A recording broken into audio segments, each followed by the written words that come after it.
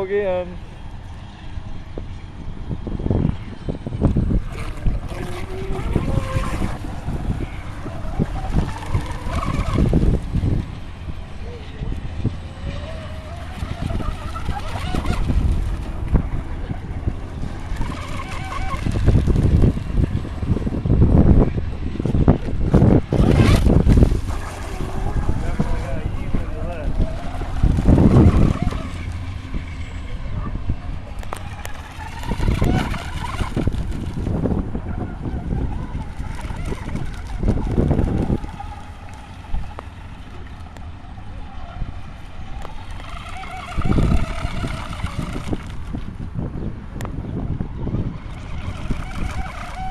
Uh-oh.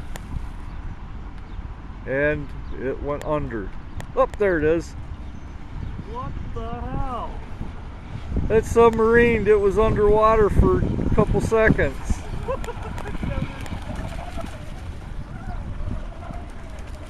Don't go so fast against the wind. It lifts the front end too high. You gotta go with the wind to go when you go real hard.